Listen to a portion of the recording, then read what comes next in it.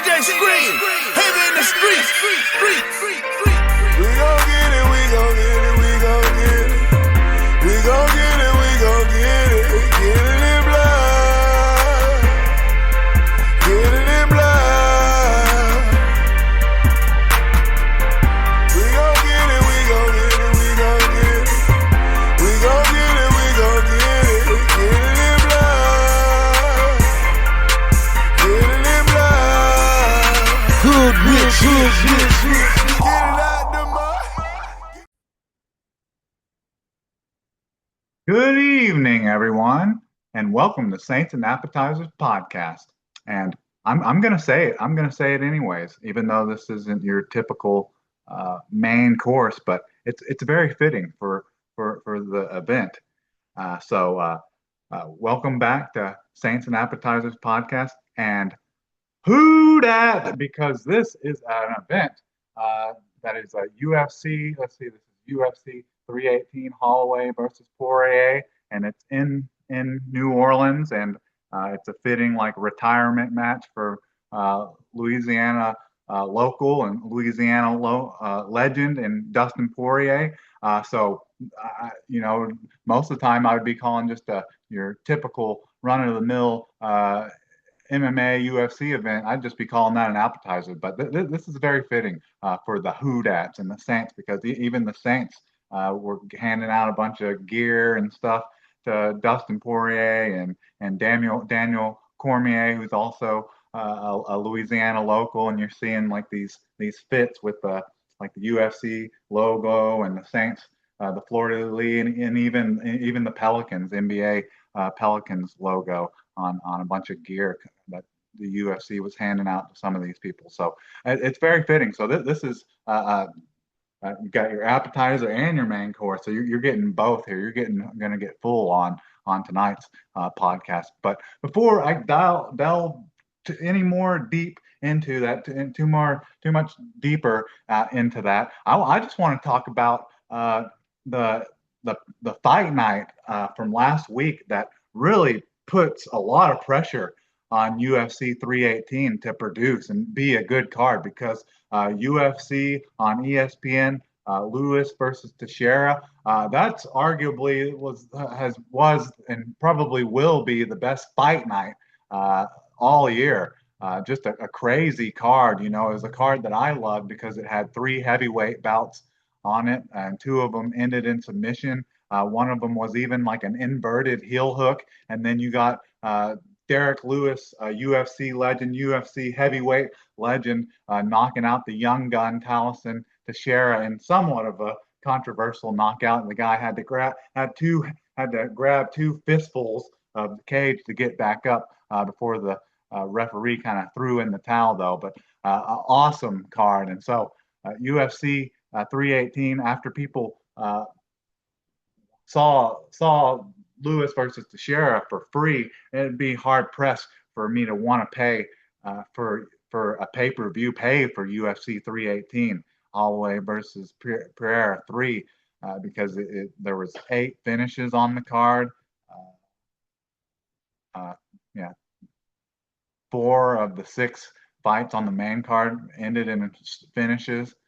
And the performance of the nights went to Walter Walker and Fatu Klein, and that's performances of the night. So I'm a little surprised that Derrick Henry didn't end up getting a performance tonight, didn't get a $50,000 bonus. And then Morgan Ferreira versus Nate Landwehr was the fight of the night, where you got like the last second knockout in the 3rd round. Now it was just 27 seconds into the 3rd round, but still it was a crazy back and forth fight up until that point. But anyways, so I'm just talking about how great the fight night was a week ago. So that was July 12th, 2025, Bridgestone Arena in Nashville, Tennessee, with 17,000 in attendance and 2.1 total gate. But I'm just talking it up so much because, man, the UFC hasn't been in New Orleans in 10 years and have never had a pay-per-view ever in New Orleans. And I think the first event like fight night they had was back in 2008, where Dustin Poirier actually fought on that card. But man, their UFC is definitely making it hard and for the pay-per-view to really stack up against what just happened a week ago. And man, this card, I love the whole Dustin Poirier retirement thing, and Max Holloway. Those are like he's a superstar. But really, after that, it's nothing too exciting. You got like Kevin Holland on there, a fan favorite, and then Paul Acosta, who's kind of fallen off over the past 6 years or so. So it's just not an overly exciting card. There's not a title fight on the card. I know you got the BMF title, but that's not actually a world title, and there's only just the BMF title. It's not like there's a title eliminator bout for the co-main event or anything. I don't see Paul Acosta or Roman Kopilov fitting into that at all. But anyways, let's get into UFC 318 a little bit, and then we'll go over the prelims, and then we'll get into the main card. But this is a UFC 318 Holloway versus Poirier 3, and this is July 19th, 2025. So this Saturday coming up, and as far as I know, this should be your standard 10 Eastern, 9 Central time. And this is at the Smoothie King Center, so the home of the Pelicans. And this is in the city, New Orleans, Louisiana, United States. So this is very fitting for this podcast. We've said it already, but this kind of works as an appetizer and a main course because they're fighting out of New Orleans, which we are branded for New Orleans Saints, who, during this time period, part of the year, before training camp and after the draft and all that business, definitely the dead period. But it's been a good dead period. No real Saints news, but any type of Saints news that comes out right now is usually bad news. They're really only, I guess, kind of flip-floppy between good and bad news. Is that Tyler Shuck hasn't been signed yet because he's wanting a fully guaranteed contract, which I'm not really too fond of. But it looks like all the dominoes and chips are kind of falling in place to where it looks like he'll end up getting that, or at least get 90% of his contract guaranteed, which I just don't agree with the old quarterback, second round pick, and someone that's only ever been healthy like once in their career, wanting a guaranteed contract. It just doesn't match. The math ain't mathing there for me. But that's enough. We were trying. This is supposed to be a UFC podcast, a mixed martial arts podcast. So let's get into the early prelims here. So on the early prelims, you have we do have the one heavyweight bout on the card. So we got a little bit of beef on this card. Nothing like last week where you had three different heavyweight bouts, and they all ended in stoppages, 2 submissions, and one wild knockout series that you had. But you have one on this card, so like I said, I love the beef. I love seeing big guys. I want to see someone get their head knocked off, and I think it's just a disservice to any UFC card to not have at least one heavyweight fight on the card. But on these early prelims, you have one. You have a heavyweight bout between. It's the third fight on the card. It's a heavyweight bout between Ryan Spann versus Lucas Brazic. So that should be an interesting fight, and we get our beef. We get our dose of beef and meat for this card early on. Just the third fight on to the early prelims, and then just going by notable names. The co-main event of the early prelims is a light heavyweight bout between Jimmy Crute versus Marcin Prachnino. So those are some notable names and some notable weight classes. Even the light heavyweight, you want to see bigger guys, so you get that on the early prelims, and then on the prelims, the co-main event. For that, you have a middleweight bout between Marvin Vettori versus Brendan Allen, who I do believe is. I guess I'm thinking of someone else. For some reason, I thought Brendan Allen was from Louisiana too, but apparently not. So but you have Brandon Allen, so that's a notable name. And then on the main event of the prelims, you have a bantamweight bout between Kyler Phillips versus Vinicius Oliveira. So, even just the prelims, not super great. It's not like these prelims match up as good of like a fight night from last week or anything. But you got some notable names, and you got some beef and some meat and some meat on the prelims, which will make it watchable. But anyways, let's get into the main card now. So it's been a while, a long drawn out to get to this. On top of just not doing a podcast in like, I guess it's been 3 weeks since UFC three, yeah, since UFC 317, because of the lack of news and anything going on, which is it's a positive thing with the Saints. And not having consistent content. I mean, that can kind of lose you some subscribers, but it would be nice to get a few more off of this, because this is kind of like a combo uh, pay-per-view. But anyways, let's get into the main card. And like I said, you hadn't heard this in a while. So can I get a menu? And so can I get a menu? So this main card, you have on the first fight, the curtain jerker of the main card, UFC 318, Max Holloway versus Dustin Poirier. You have a lightweight bout between Michael Johnson versus Daniel Zellenberg. And so Michael Johnson is like the veteran of these two. Daniel Zellenberg, I think, really only got this shot coming off of a loss in his most recent fight. Only really got this matchup against Michael Johnson because of some,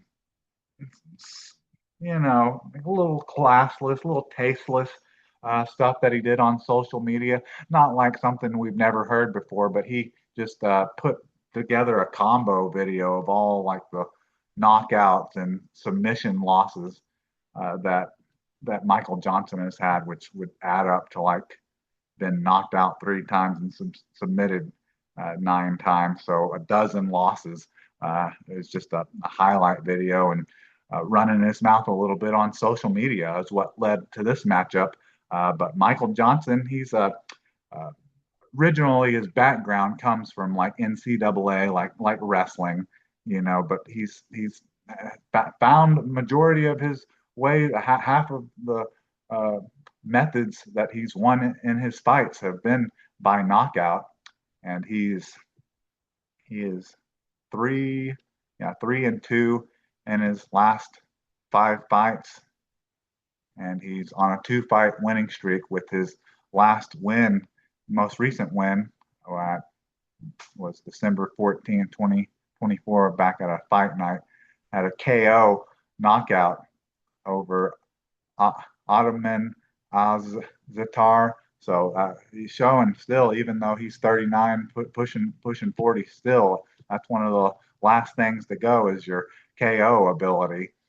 And he has 42 matches with 32 wins and 19 losses, which that Daniel Zellenberg, that's one of the things that he was kind of during the press conferences, pre-fight conferences, was kind of talking and bagging on Michael Johnson a little bit about, is that he has almost as many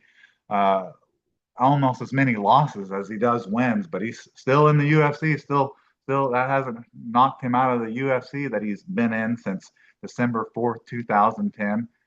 So Michael Johnson. He's obviously done just enough to stay in the UFC. But in his 42 matches, he has 23 wins with 19 losses. In the 23 wins, he has 10 wins by knockout, 2 wins by submission, and 11 by decision. So if he's going to win, it's either going to be by knockout or it's going to be by decision, most likely. And then in his 19 losses, he's been knocked out 3 times. And then even though he's a wrestler, that's where his base from combat sports kind of started, was wrestling. But I guess not necessarily. Just because you're a wrestler doesn't mean you're a great submission artist. Some of those wrestlers just like to take people down and hold them there and just kind of pitter patter. but hasn't had a lot of submission victories in his career, but has 9 losses, has lost 9 fights due to submission, and then has 7 by decision. So this is definitely like your old versus the new type of fight, because Daniel Zellberg is only 26, and like I said, he's a golden boy, kind of talking that ish leading up to this fight, and maybe an opportunity to make a name for himself after coming off of a loss. But he has he is let's see, he is 3-2 in his last 5 fights, and he was on a 3-fight winning streak before he lost his last fight to Esteban Rabovics in a split decision at UFC 306, September 14th, 2024. And but it was a fight of the night, so obviously because of split decision, could have went either way. But he was looking kind of hot there for a minute with the 3-fight winning streak that he was on. But then he's had 17 matches in his career with 15 wins and just the 2 losses. In the 15 wins, he has 7 wins by knockout, 3 wins by submission, and 5 wins by decision. And the 2 losses, he just had the 2 losses by decision. So he's still a young, up and coming fighter. I think he's style is kind of considered a wrestler too. So in this fight between Daniel Zellhuber and Michael Johnson, I think that's kind of how this fight's going to start. That's just like how every fight's going to start. It's going to start with them standing, and either whoever gets the edge first in the stand-up game, or whoever is punching harder in the stand-up game, or who's landing more. The guy that's taking those shots will probably be the first to go for a takedown. But in this lightweight bout between Michael Johnson versus Daniel Zellberg, I'm just going with Michael Johnson, because I just would like to see the young kid get his mouth shut up. Would like to get shut up, wouldn't mind seeing that, because he was talking that noise during the pre-fight press conference leading up to this, calling Michael Johnson like old, and pointing out the fact that he's got almost as many wins and as losses as he does, and just running his mouth. So in this bout, more of what I'd like to see than what might actually happen. But it's kind of a coin toss. Like I said, it depend on who has the edge in the striking, and who can take who down first, or who can reverse those positions on the ground if they're the one that gets taken down. But in this lightweight bout between Michael Johnson versus Daniel Zellhuber, I'm going with Michael Johnson, and I just want to see him knock the young kid out. That would be a nice way to start the pay-per-view off. We're getting to see kind of an unk. He is an unk, and Michael Johnson, almost 40 years old and been around for 15 years. Kind of hard to say he's not, but would like to see that.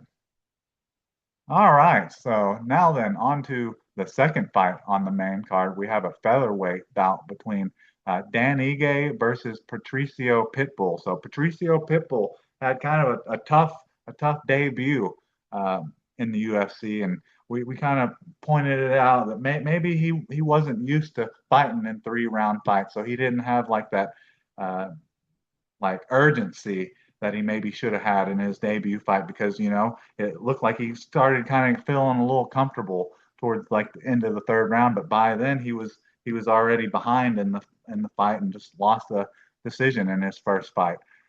So talking about like, was that the bright lights of the UFC, or was that just the step up in competition? I guess we'll have to see with him being matched up against Dan Ige, and hearing Dan Ige like talk about Patricio Pitbull.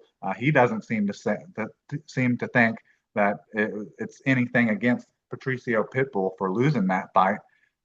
He just thinks that Patricio Pitbull is like a legend in the sport and has beaten all-time great fighters. So he wasn't giving Patricio Pitbull any type of bulletin material. He was doing nothing but praising him, even though you could easily say like, oh, the bright lights got him, or or the step up in competition got him, but you didn't hear like any negative or trash talking coming from Dan Ige. But Dan Ige, he's kind of a boxer. Like that's kind of what he's been known for here recently, and he's definitely known for being a featherweight, just a 140, 145, to have some knockout power here recently in some of his recent fights. But he is just two and three in his last five fights. But in those two wins that he had, Andrew Philly had a KO punch, just a one punch knockout in that fight. And then in his most recent fight, he's on a one fight winning streak. He TKO punches to Sean Woodson at UFC 314, which was April 12th, 2025. And that was Miami, Florida. And that was at the 112 mark of the third round. But Dan Ige, he's had 28 fights in his career with 19 wins and 9 losses. In the 19 wins, he's had 7 wins by knockout, 5 wins by decision, and then 7 wins by decision. So even though I'm trying to state that he's like a knockout artist and has real great one punch knockout ability at featherweight, it's shown, in his record that he can beat you anywhere. He's a true mixed martial artist. He can beat you standing, he can beat you on the ground, he can beat you going the distance. And then in his 9 losses, they've all been by decision. So he's shown that he's durable. It's hard to knock him out. He doesn't put himself in risky positions to leave his neck or his arm out there for submission. So Dan Ige, another tough test for Patricio Pitbull in his early career in the UFC. So Patricio Pitbull, we saw him fight just like 2 months ago. Yeah, like 3 months ago when he fought Yari Rodriguez.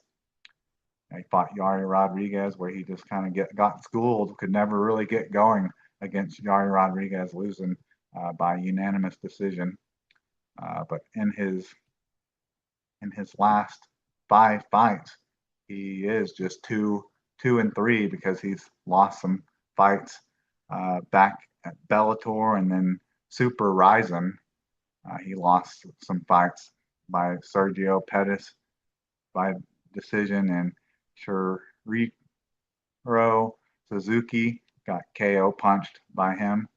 And then just his most recent victory would be going back to like March 22nd, 2024. Bellator got KO'd knees and TKO'd knees and punches by Jeremy Kennedy. And then we went over Yari Rodriguez. So that's just the one fight that he's had in the UFC. But he's had a lot of fights over his career, and he is going off age. He's 38 years old. So even though Dan Ige is talking him up a lot, as like being a legend and so great, doesn't mean that he's necessarily that good now still.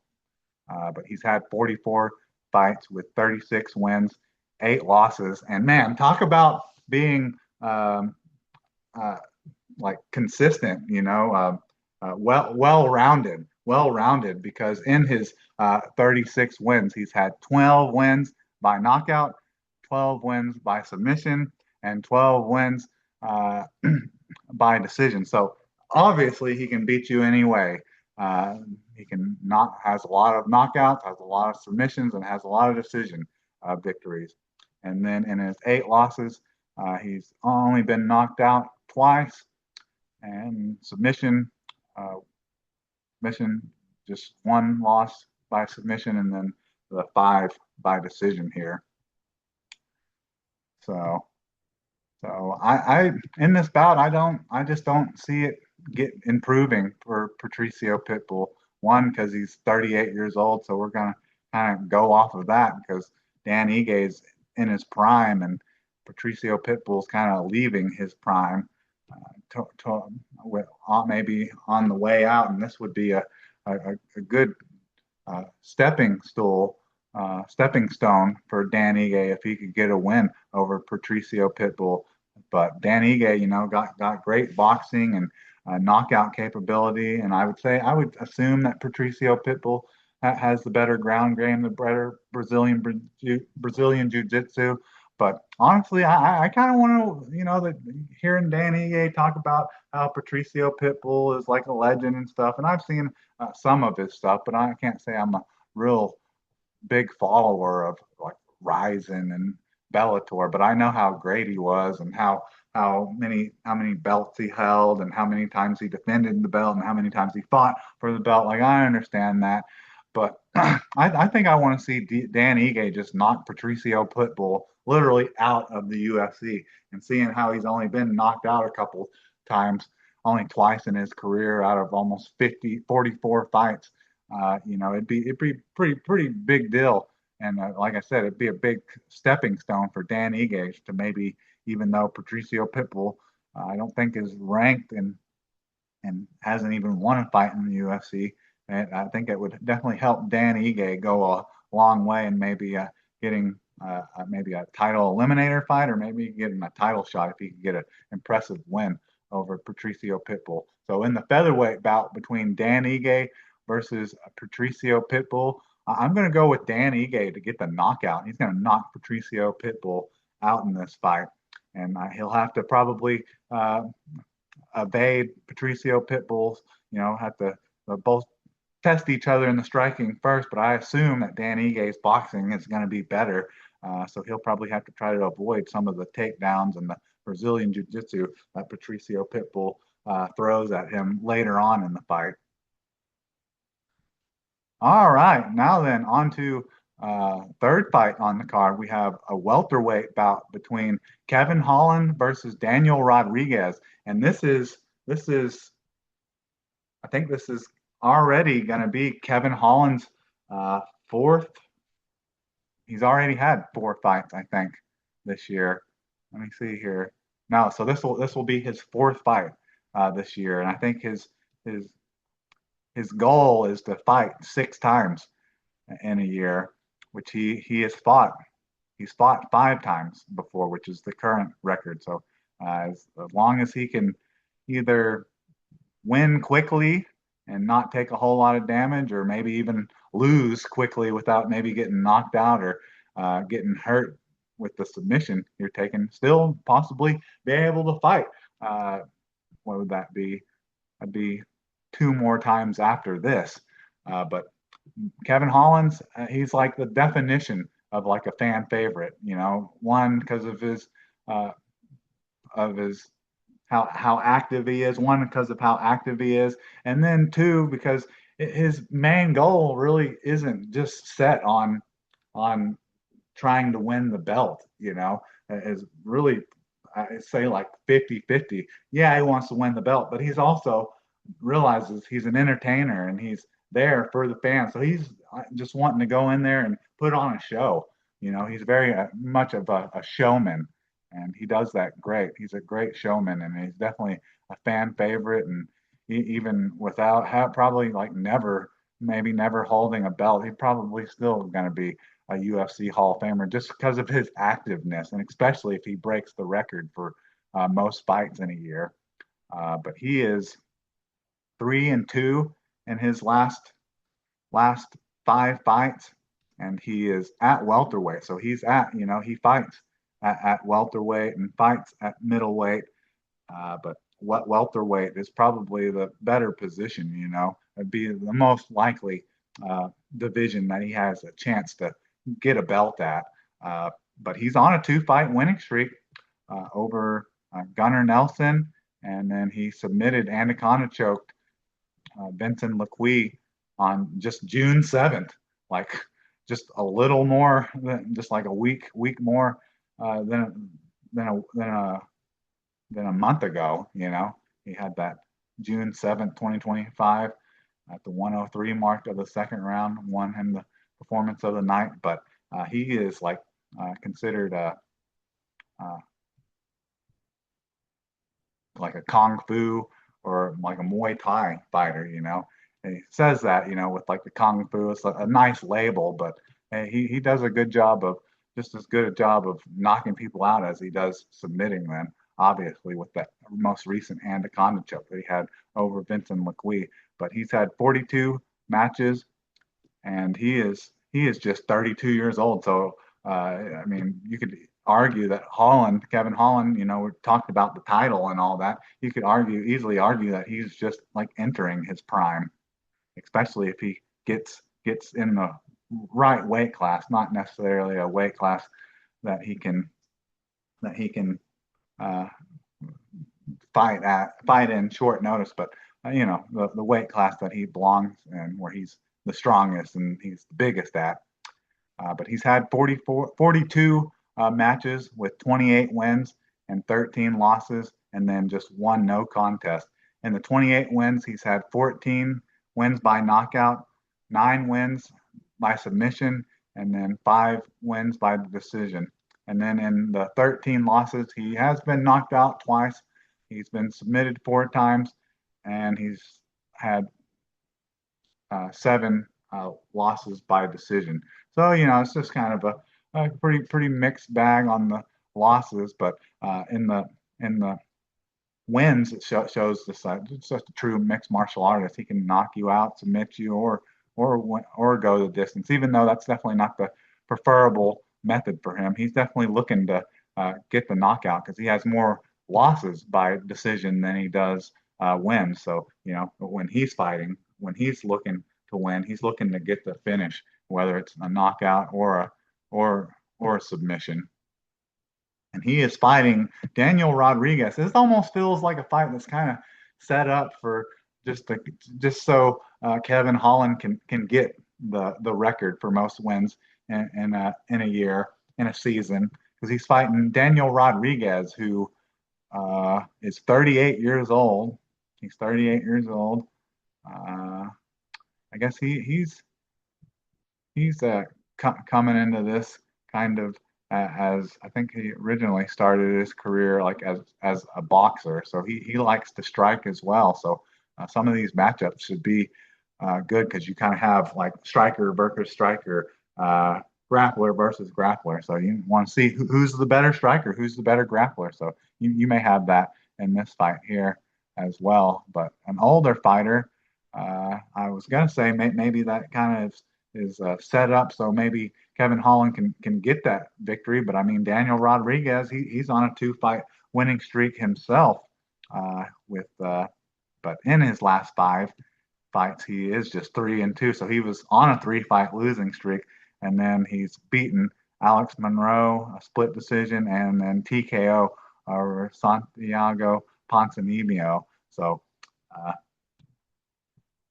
kind of a little bit of up and down, and if definitely if he was coming into this fight on a 2-fight, a loss or a 2-fight losses or something like that, I would maybe be more inclined to say like, yeah, this is kind of a fight build so Kevin Holland can get that record. But now looking at his recent fight history, I don't think that's the case because these are kind of similar fighters just in regards to they're box strikers first, but have the ability to submit you. They were originally strikers first, but then they've all just turned into true mixed martial artists with the submissions and all that as well. But in his 24 matches, he's had 19 wins and 5 losses. In those 19 wins, he has nine wins by knockout, 4 wins by submission, and 6 wins by decision. And then in the 5 losses, he's only been knocked out once and only been submitted once. And those were both those fights that were coming off of a 2-fight losing streak where and this goes all the way back to like November 22nd, where he got submission Barbaro choke by Neil Magny, and then TKO kicks and punches by Ian Machado Gary at May 13th, 2023. So that was a while back that those have happened. And before that, he'd never had any issues with getting knocked out or submitted. And that goes back to his career starting like June 14th, 2015. So a 10-year career. So just the one knockout, one submission, and three decision losses, and that kind of hurts. That kind of hurts where my prediction wants to go. It makes me a little more reluctant to want to go with what my prediction is, because anytime Kevin Holland is in a fight or in a bout, you want to see Kevin Holland get a crazy stoppage, whether it's a knockout or a submission. And I'm already on a predicting uh, role here, role of two knockouts by Michael Johnson and Dan Ige. I really don't want to. I really don't want to say three in a row with Kevin Holland. But in this welterweight bout between Kevin Holland versus Daniel Rodriguez, even though Daniel Rodriguez hasn't shown that he's really inclined to have problems on the ground or being submitted, either choked or getting his arm grabbed onto, I'm going with Kevin Holland to win this, and I think I'm going to go with Kevin Holland to win by submission. You just gotta have some crazy finish or some crazy stoppage in any type of Kevin Holland fight. But I don't think I want to go knockout three in a row to start the main card. But the welterweight bout between Kevin Holland versus Daniel Rodriguez, I got Kevin Holland. I got him winning by another submission, so he'll have his second submission victory in a row if that happens. All right, now then, on to the co-main event. And Mike, you heard me kind of complaining a little bit coming into this fight of how, you don't have like really two title contenders fighting for like a title eliminator type fight as the co-main event, or even a title being defended as the co-main event. So that's part of the knock on this UFC 318. We got to give them a big applaud because it's the retirement bout from a Louisiana native, and it's the first pay-per-view in New Orleans. But besides that, I don't think the card is blowing anyone away with titles being defended or number one contenders being decided or anything like that. So you won't even have the co-main event won't even be a 5-round bout, but it's a middleweight bout between Paulo Costa versus Roman Kopylov, who are two fighters that are just like complete opposites, just with how their career has been going right at the moment. Because Paulo Costa has only won one fight in 6 years. That's crazy to me. I realize if you go back and look at the resume and stuff, which we'll get into, it's mostly he's either being in fights that are like title contender, like eliminator bouts, or he's like trying to fight for the belt. Some of those fights, so they're all fights where he's facing top five like middleweights and stuff. So I understand it, but still, just because of how much of a monster he was early in his career when he was on like 15-0 or something to start his career, something like that. Let's see.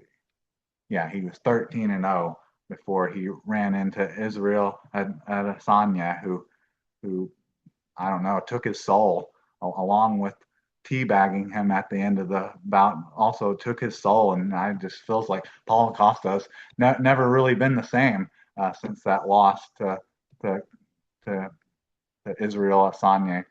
While at the same moment, same time, Roman Kopylov is let's see, like won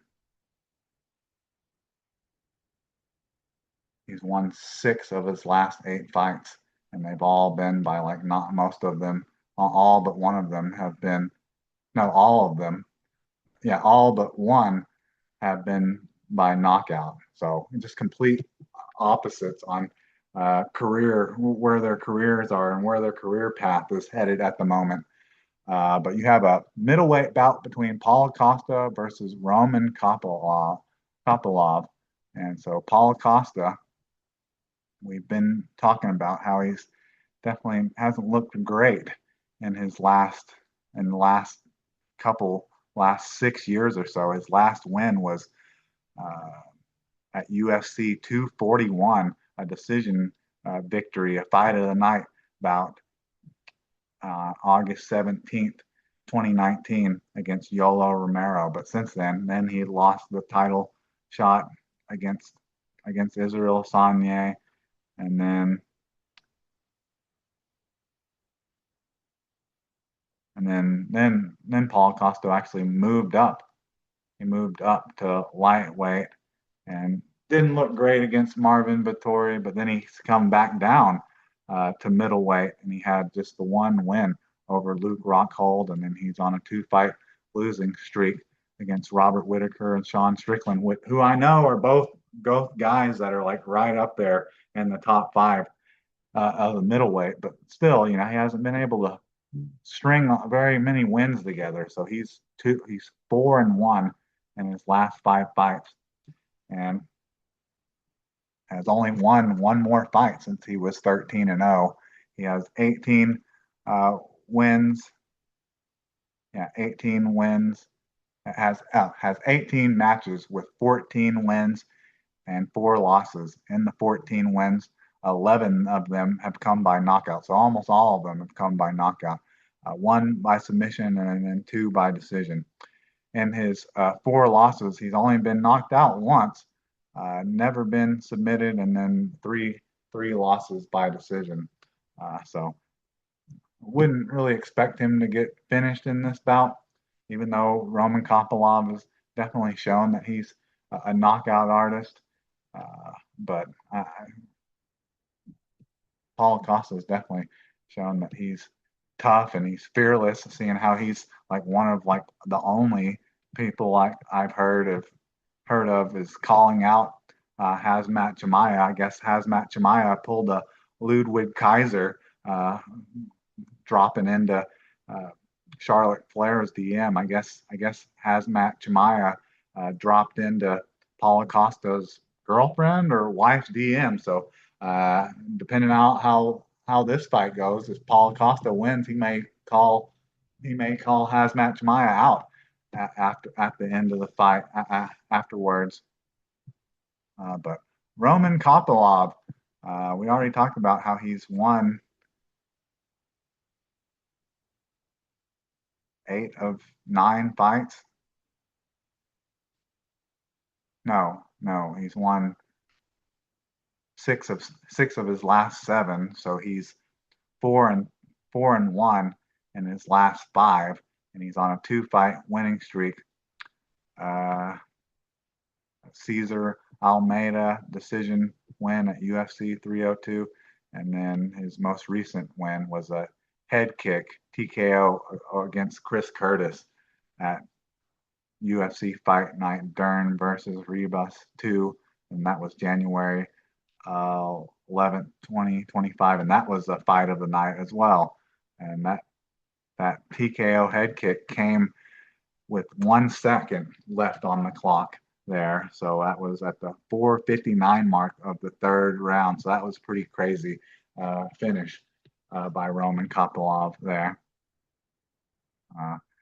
But like I said, these are kind of 2 fighters that are kind of like at the opposite paths, Roman Kopylov is about as hot as you could be, while Paulo Costa is probably 1 or 2 more losses away from maybe being out of the UFC.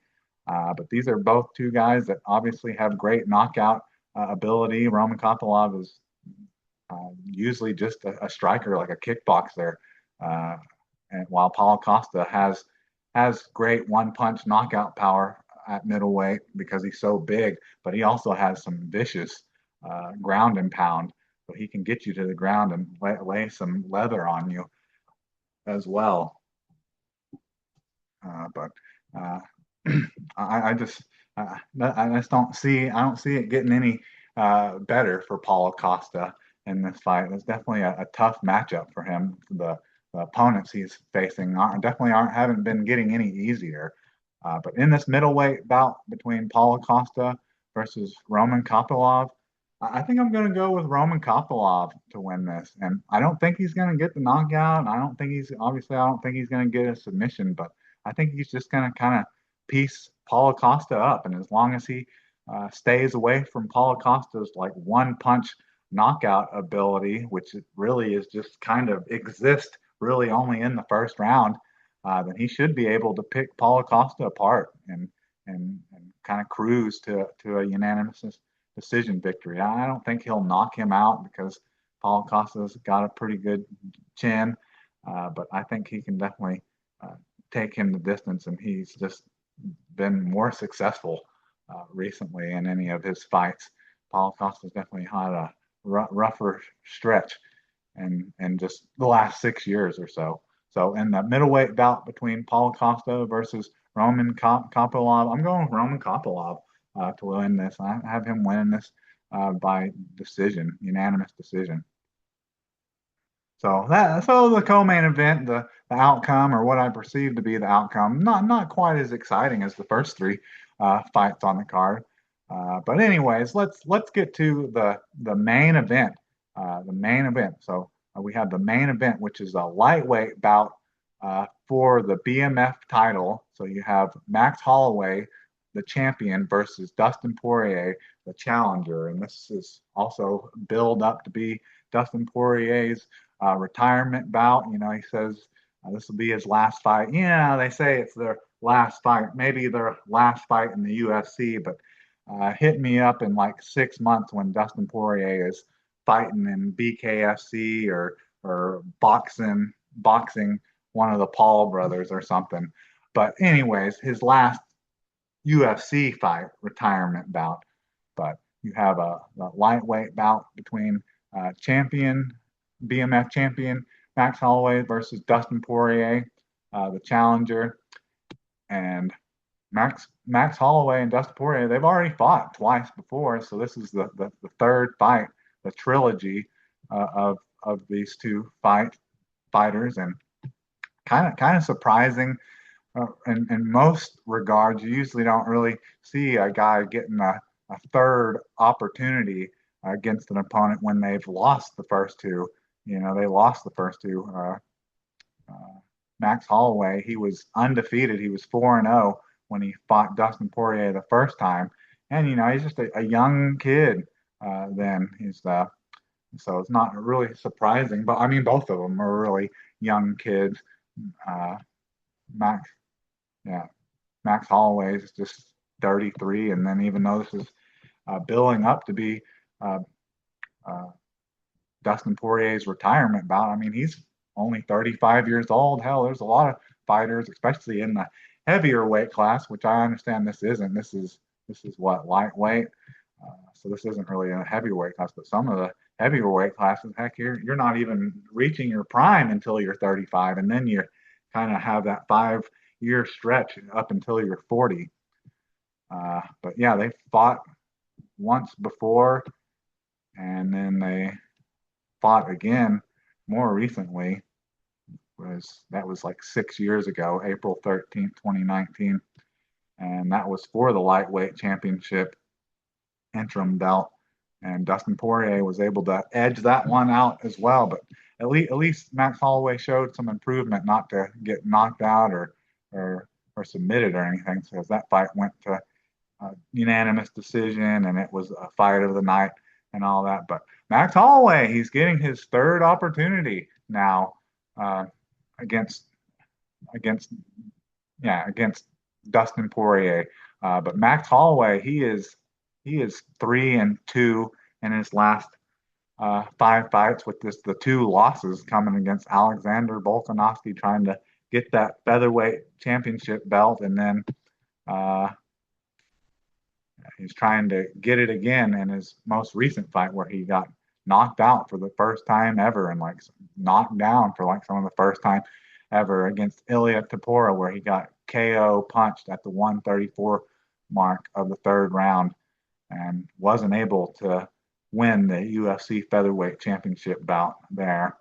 But before that, he was on a 3-fight winning streak against Arnold Allen, Jang Sung Jung, and Justin Gaethje, where he got 2 KO, like one-punch knockouts against Jang Sung Jung and Justin Gaethje.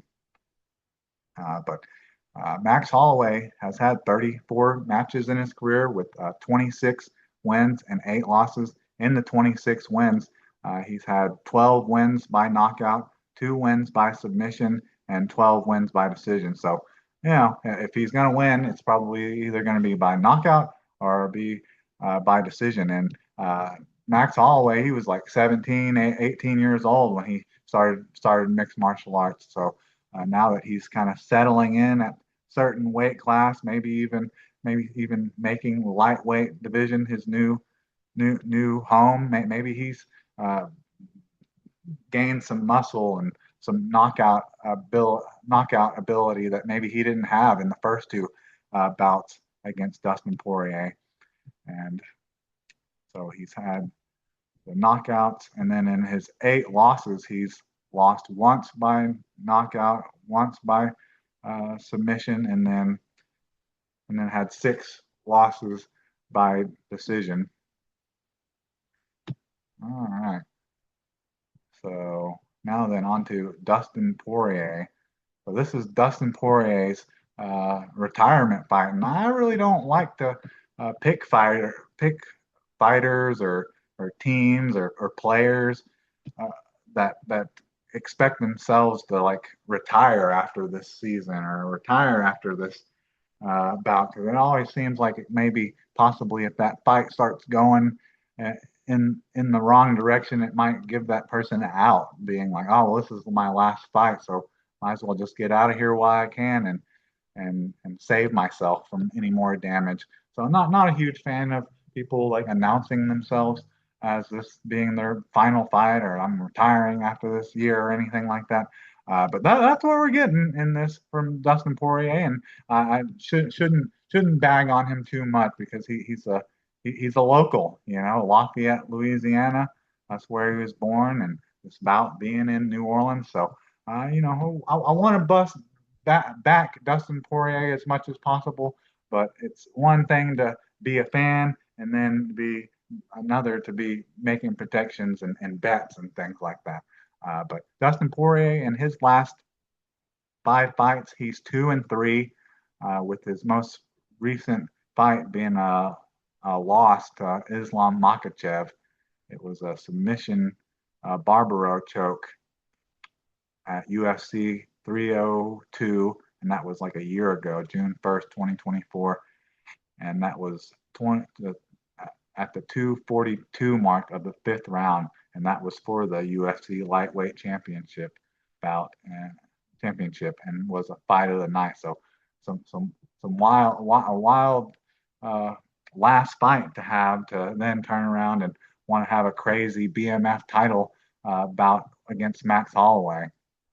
But Dustin Poirier, he's had 40 matches with 30 wins and 9 losses and 1 no contest. In the 30 wins, he's had 15 wins by knockout. So we know how he wants to do it. 8 wins by submission, 7 wins by decision. And then in the 3 losses, he's had 3 losses by knockout, 4 losses by submission, and 2 by decision, and then just the 1 no contest. So, I mean, we know that he wants to get the knockout, but with the 8 submissions or even the 7 decisions, when victory shows that, I mean, he can get, if you put yourself in a bad enough position, he'll jump on an arm or he'll jump on a leg, or if it just absolutely has to, he can go decision as well. He can go the distance, and even though this is for just like the BMF title, I guess because it's the main event anyways. This is a 5-round bout, and I've mentioned, this is for the local favorite, the Louisiana legend, and Dustin Poirier. Just going off of that, you think I just kind of want Dustin Poirier to win, which I do. I do want Dustin Poirier to win. Kind of like I was saying, I want to see Michael Johnson knock the young kid Daniel Zolberg out. But at the same time, I'm kind of a fan. I've kind of always liked Max Holloway as well. So the local favorite against just a fan of Max Holloway, who, Dustin Poirier is looking to retire at just 35 years old. 36 years old, actually, 36 years old, while Max Holloway is 33 years old, just turned 33 in December. So you got one guy that's going out the door while the other, and Max Holloway would, we hope, with where he is, he's just in his prime. He's in peaked and in his prime right now, and hopefully, if things go well, Max Holloway will get another title opportunity or two, or if he wins the belt, will get to defend a belt, a world championship, not the BMF title, either at lightweight or featherweight. So I think I want to go with the guy that's literally in his peak, in his prime, is for the UFC and not retiring, even though I would love for it to go either way, honestly. And it might open up an opportunity for Dustin Poirier to get a win here, because maybe Max Holloway's chin's maybe a little bit more suspect than it's ever been in his entire career, because it's been the only time he was ever knocked out was in his most recent fight against Ilya Tabora, which I cannot believe that was that long ago. That only seems like that was like a month or two ago, but that was at UFC 308, which was October 26, 2024. So I guess he's taken up enough time to let that chin heal. But Dustin Poirier is probably going to test it out and see if it can be done again. At least it's been shown that it can be done. But anyways, in this lightweight bout between Max Holloway, the champion BMF champion, versus Dustin Poirier, I'm going with Max Holloway to win this, and I think it's gonna be a war, and it's gonna be kind of crazy, like Max Holloway's, Justin Gaethje's bout, especially probably later in the rounds. But I don't see we're gonna get that horn sounding finish, where you get one punch knockout at the last second, where they're just doing this at the last 10 seconds or so. But I still think it's going to be a good fight, and it's probably going to be predominantly stand up. It's just going to be a kickboxing bout. So we'll see if Max Holloway's, as he's grown as a fighter, if he's got more power, or if Max Holloway's chin's maybe a little sus, because we've seen that he can be knocked out now. So that could be good for Dustin Poirier, or Max Holloway may be the one that has the better knockout capability, because he's matured and he's kind of grown into his weight class where it's kind of hard to make featherweight now.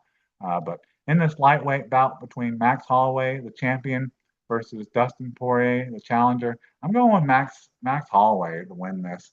And I think it's going to just be a decision. Might be split decision. And if I could hope for it, pray for it, I would love for us to get another Justin Gaethje, Max Holloway finish, with either one of them getting knocked out just in that crazy fashion would be good. I guess that wouldn't be, I guess, the nicest send off for Dustin Poirier. But I mean, if you're really wanting to give a nice send off for Dustin Poirier, I imagine you might want to give him an easier fight than that. But anyways, that's UFC 318, Max Holloway versus Poirier 3. And this is June 19th, 2025 at the Smoothie King Center in New Orleans, Louisiana. And that's the home of the Pelicans. And so I've been bagging on this card a little bit. The only real positives I've had to say for it is obviously this Kevin Holland, and then obviously the main event being kind of a send off for Dustin Poirier, and then obviously Max Holloway is a superstar by himself. But besides that, man, this card has a lot to live up to after how great the fight night just a week ago was. UFC ESPN Lewis versus Teixeira is like, talk about, after this card is over, you could probably easily, I'm guessing just how it's all going to play out, you probably easily would have been able to switch these around, and more people would have paid for Lewis versus Teixeira than people would have for Holloway versus Poirier, because they got a lot to live up to. UFC 318 has a lot to live up to. But anyways, I think that's about all I have for you. So who dat? We're in New Orleans. Who dat? And can I get a check, please?